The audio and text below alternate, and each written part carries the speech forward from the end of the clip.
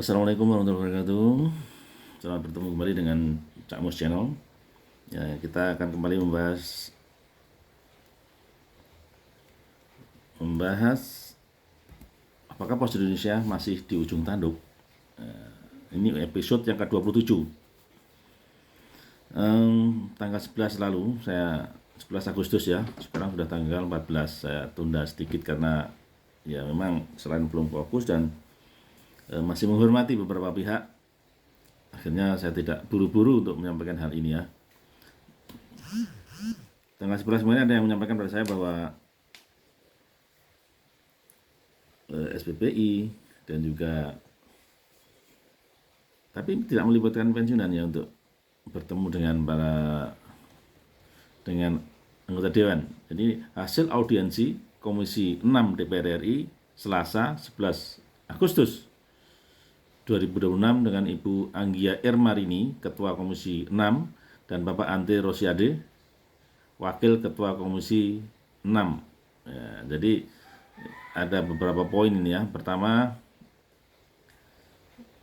ini kesimpulannya ya. Melalui Komisi 6 bahwa Danantara berkomitmen melalui BOD Pos Indonesia untuk membayar gaji pekerja secara tepat waktu dan tepat jumlah. Ini kabar gembira dan mudah-mudahan bisa dilaksanakan dengan baik. Intinya sebenarnya kalau ada uangnya oke. Dan saya sempat mendengar kemarinnya cerita dari teman-teman pos itu kok malah menjadi semakin malas-malasan gitu ya. Artinya kondisi seperti ini harusnya golek duit yang wakeh, mencari uang yang banyak.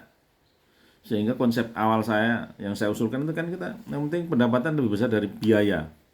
All biaya, seluruh biaya berapapun itu lebih kecil daripada pendapatan itu. Nah, bagaimana mencari pendapatan kalau malas-malasan gitu ya? Jadi jangan putus asa, harus maju. Sehingga yang disepakati ini menjadi mulus. Saya ulangi ya, poin pertama melalui Komisi 6 bahwa Danantara berkomitmen melalui BOD Pos Indonesia untuk membayar gaji pekerja secara tepat waktu dan tepat jumlah. Kemudian yang kedua, melalui Komisi 6 bahwa Danantara berkomitmen untuk mendukung proses restrukturisasi keuangan dan tata kelola perusahaan Pos Indonesia menjadi tidak ada layoff atau PHK kecuali golden shake hand dengan penawaran. Ini poin yang kedua. Kemudian poin yang ketiga, Komisi 6 berkomitmen untuk meminta pertanggungjawaban secara hukum atas kasus fraud di Pos Indonesia atas laporan keuangan selama ini. Mungkin ya termasuk video dressing kemarin yang terjadi ya. Nah, dan yang keempat, pada tanggal 18 Agustus nanti ya, setelah Agustusan, akan dilakukan pertemuan antara serikat pekerja Danantara dan manajemen PT Pos Indonesia di Komisi 6 DPR RI. Nah, ini poin-poin ini ada yang nanya kepada saya, Cak Mus datang ya? Loh, saya itu sebagai apa kalau saya datang? Karena saya tidak punya kapasitas untuk datang, kecuali memang diundang ya. Saya tidak, dan sebagian besar tidak datang. Ini yang menyampaikan dari SPPI ya, teman-teman dari SPPI. Ya, dia juga memberikan usulan.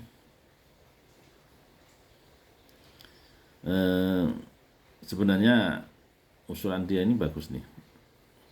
Namanya Mas Arfian ya, Kang.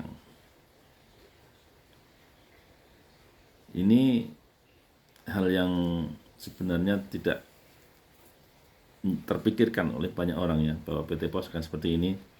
Nah, kita takut suatu hari nanti PT Pos menjadi seperti Dirgantara Indonesia, PTDI. Meskipun pos itu tetap dibutuhkan dalam kehidupan berbangsa dan bernegara.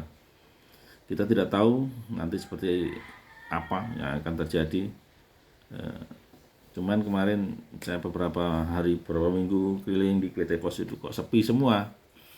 Di usulan-usulan saya itu, ide-ide saya yang terkait dengan agen pos, terkait dengan program-program yang sudah saya jelaskan dari episode 1 sampai dengan episode 25 kemarin, 26.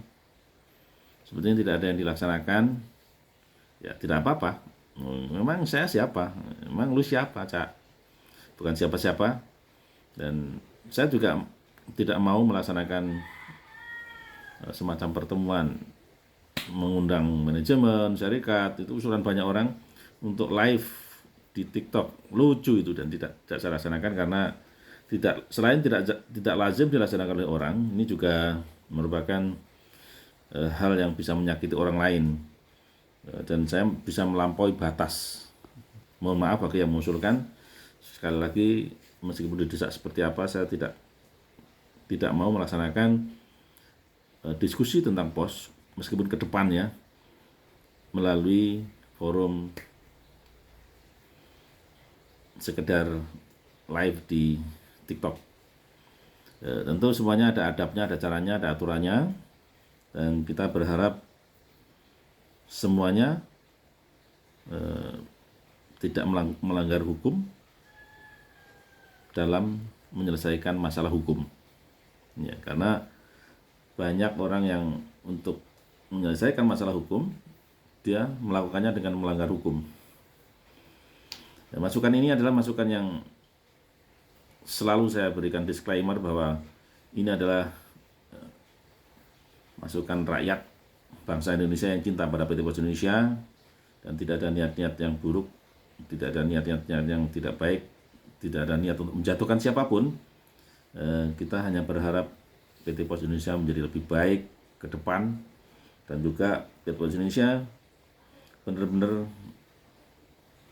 seperti zaman dulu, zaman kejayaannya. Pos Indonesia itu mengalami kejayaan ketika masa monopoli ya.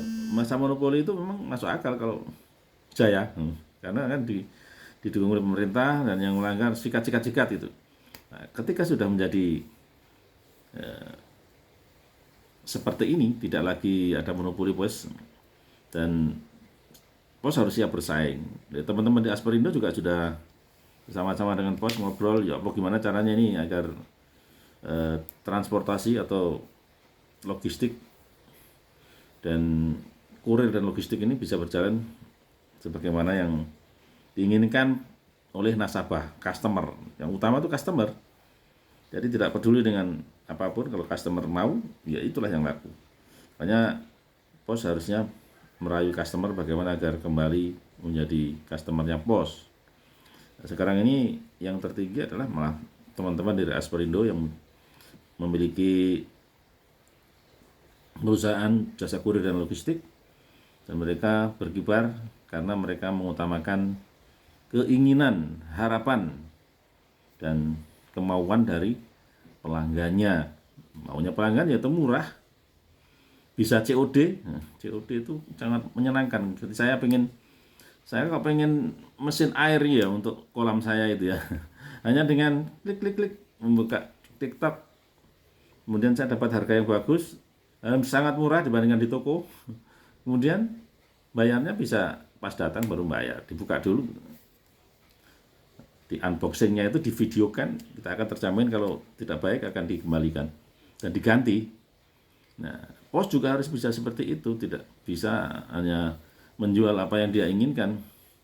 Saya ingin menjual ini tanpa memperhatikan kemauan pelanggan, mau masyarakat ya akan ditinggalkan oleh masyarakat. Karena kedatangan masyarakat adalah uang. Kedatangan customer bagi suatu entitas bisnis adalah uang yang jangan dibuang, harus diterima. Dan pesan berikutnya, ya jangan mahal-mahal dalam menjual, harus baik pada semuanya. Kalau ingin sukses harus baik. Ya itu dulu yang kita bahas kali ini.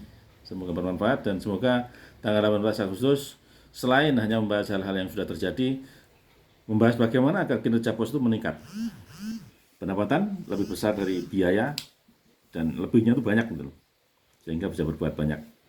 Saya tutup akhir kata, wabillahi taufiq wal hidayah, wabillahi wal inayah, ihdinas siratal mustaqim. Assalamualaikum warahmatullahi wabarakatuh.